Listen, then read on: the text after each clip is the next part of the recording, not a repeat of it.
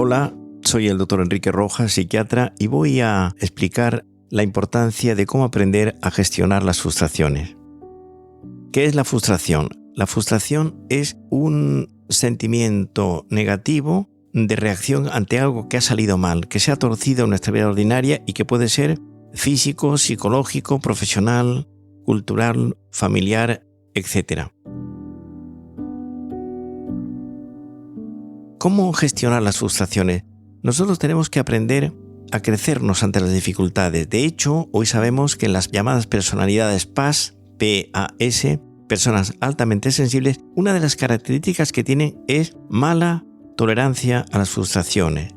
Es decir, que cuando algo no sale como se esperaba, en el sentido que sea, se produce una reacción enormemente negativa y esto hay que evitarlo.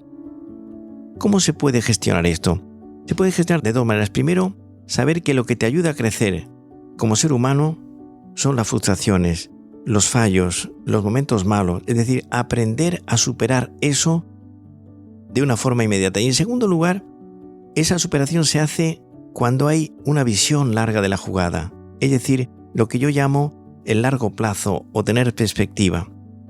Hoy vivimos en una cultura de la inmediatez, del cortoplacismo. Y entonces, para superar la frustración, lo más importante es tener una visión panorámica de uno mismo. Es decir, ser capaces de poner las luces largas en nuestra vida personal, con lo cual relativizamos el fallo, el elemento negativo, lo que ha producido ese sentimiento de frustración dentro de nosotros. Insisto, lo que te ayuda a crecer como ser humano son las derrotas cuando has sabido aprender las lecciones que ellas nos traen. Dicho de otro modo, la derrota enseña lo que el éxito oculta. Muchas veces el crecimiento de una persona en positivo se produce dentro de este campo.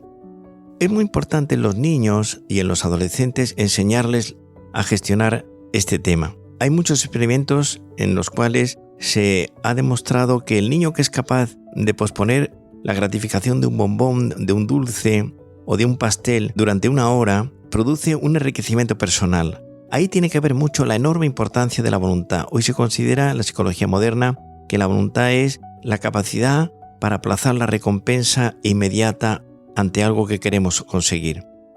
Los ingleses hablan de capacity to postpone the reward, capacidad para aplazar las gratificaciones.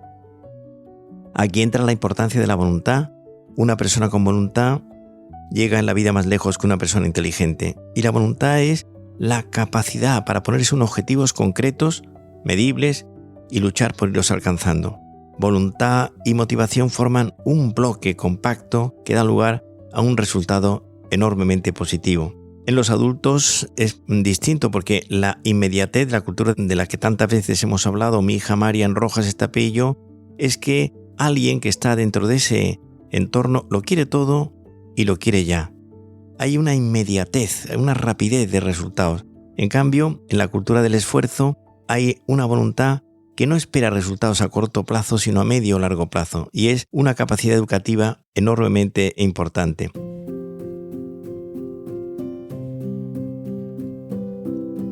Pensemos en el adulto, pensemos en una crisis de pareja. La cultura de la inmediatez, lo mejor es romper la pareja y buscar otra. En la cultura del esfuerzo, que es la cultura de la voluntad, uno es capaz de perdonar a su pareja, de perdonarse a sí mismo, de que la pareja le perdone a uno y nun cepit, decían los latinos, vuelvo a empezar. Y es emocionante ver cómo una pareja se perdona, se recupera y empieza de nuevo. Pasa lo mismo en la vida profesional, un fracaso profesional importante, pensemos económico, que tiene una resonancia social negativa. Cuando una persona es capaz de volver a empezar, es emocionante. Pensemos en los grandes financieros del mundo que han tenido, es público notorio, momentos durísimos y vuelven a empezar con una enorme importancia. Ahí entra, insisto, la tripleta fundamental de la voluntad, que son el orden, la constancia y la voluntad. Uno de los mejores amigos de la inteligencia es el orden, y el orden empieza en la cabeza.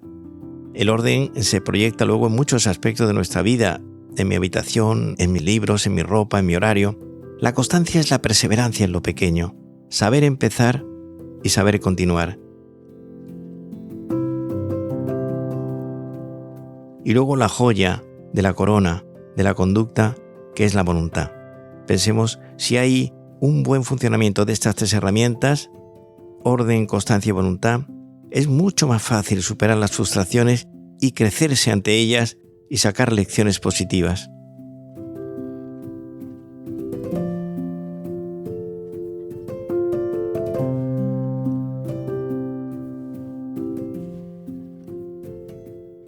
Es muy importante que nosotros sepamos clasificar las frustraciones que pueden venirnos y se abren en abanico, son física, psicológica, profesional, social y cultural.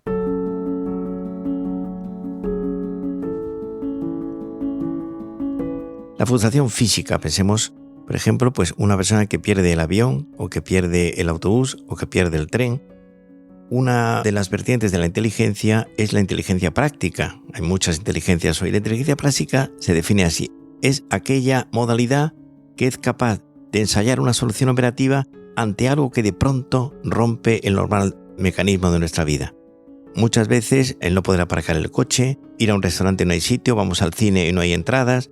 Esto me parece muy importante, tener o ensayar soluciones operativas que nos sacan de ese momento.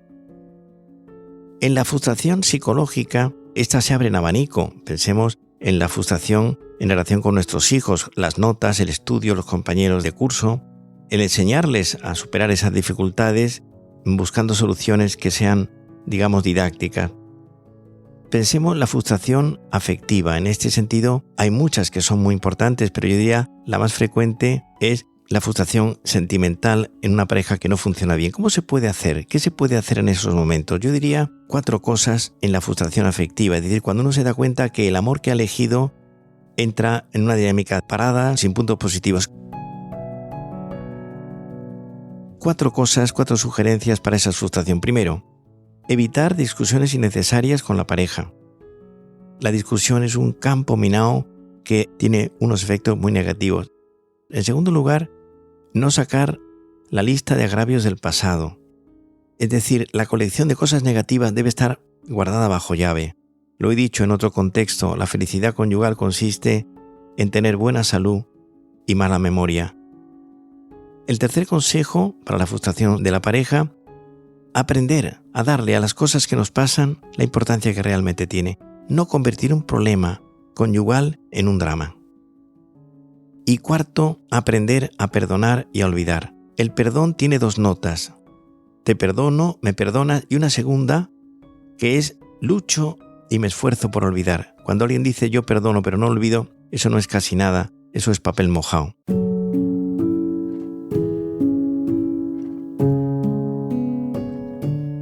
Frustraciones profesionales.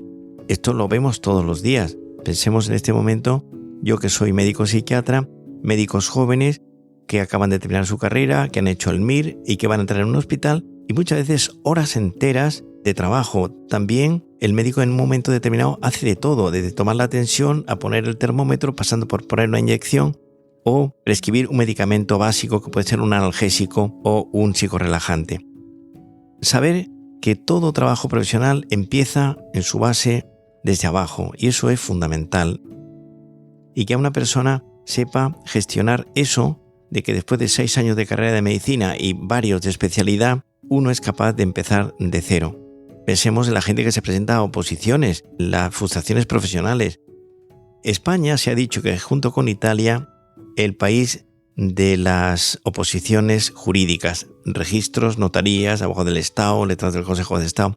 Son oposiciones duras que duran 4, 5, 6, 7 años, en donde uno necesita estudiar de forma rítmica de 10 a 12 horas al día. He visto muchos casos en los cuales una persona es suspendida o se retira de unas oposiciones de esta naturaleza. Y he visto también cómo alguien se crece en la dificultad. Es emocionante ver cuando una persona que ha suspendido oposiciones vuelve a empezar, vuelve a trabajar los temas, va a ver al preparador y empieza. Esto produce, primero, un bajón en la egolatría, en creernos que somos más que nadie. Y por otra parte, la vida nos enseña que las cosas que grandes e importantes cuesta llegar a alcanzarlas, ¿no? Por lo tanto, la frustración profesional en este sentido es importante. He visto muchos casos en mi vida como médico psiquiatra en el que una persona que ha suspendido unas oposiciones de esta naturaleza ha querido suicidarse, quitarse de en medio, tomarse unas pastillas o desaparecer o abandonar la tarea. muchas veces nosotros, los psiquiatras y los psicólogos, con nuestra psicoterapia, con nuestro consejo, con nuestra sugerencia, abrimos un panorama de nuevo. Vuelve a empezar, que es importante el objetivo y las cosas grandes tardan en llegar.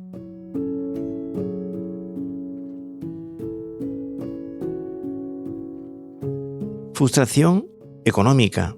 Dice un texto clásico de el Talmud, que es uno de los grandes libros hebreos, lo siguiente: el hombre fuerte es el que gobierna sus pasiones. El hombre rico es el que está contento con lo que tiene. El hombre sabio es el que aprende de todos con amor. Y el hombre honrado es el que trata a todos con dignidad.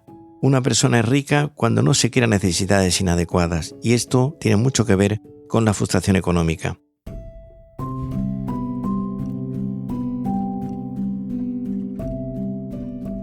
Luego la frustración familiar. Intentar recomponer la familia en una sociedad que busca lo inmediato. En relación con nuestros hijos, por ejemplo, un buen padre vale más que 100 maestros y una buena madre es como una universidad. Los padres no podemos pretender que nuestros hijos practiquen cosas que nosotros no hacemos. Educar es, por tanto, amor y rigor, afectividad y disciplina. Y esa mezcla, si se hace con sabiduría, produce unos efectos extraordinarios. Y finalmente la frustración profesional. Esta es más difícil de nombrar porque la cultura es el subsuelo de la persona. Una persona es culta cuando tiene criterio, cuando tiene ideas claras, cuando sabe la diferencia entre la información y la formación. La cultura te hace volar alto. Cuando tienes cultura, tienes una visión larga y panorámica de tu vida y del entorno e interpretas mejor la realidad. Tiene mucha importancia en la cultura la lectura. Podríamos decir que la lectura es en la cultura lo que el ejercicio físico es al cuerpo. Y hoy en la sociedad actual hay que invitar a la gente más cercana y más lejana a apagar el móvil, el celular que dicen en Sudamérica, apagar las redes sociales y dirigirnos hacia el libro. Y el libro es un contacto directo, puede ser una novela, un ensayo, un libro de poesía, un libro de historia, en el cual uno es capaz de adentrarse en esas páginas. El libro produce una terapia de serenidad, de que ya no toco 7 teclas y soy salsa de muchos guisos, sino me centro en una cosa concreta que en ese momento tengo delante de mí.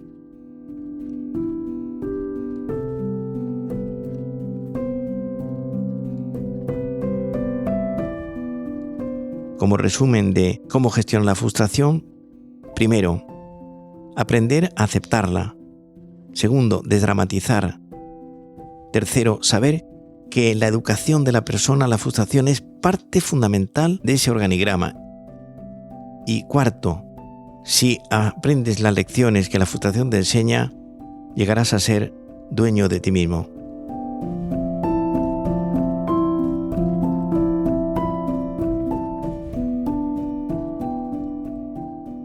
Dice Don Quijote, en el capítulo 72 de su libro, dice Sancho, cuando vuelven Sancho y Don Quijote al pueblo original, y dice Sancho de su jefe: aquí vuelve Don Quijote vencedor de sí mismo, que según él mismo dice es el mayor vencimiento posible que tiene el ser humano.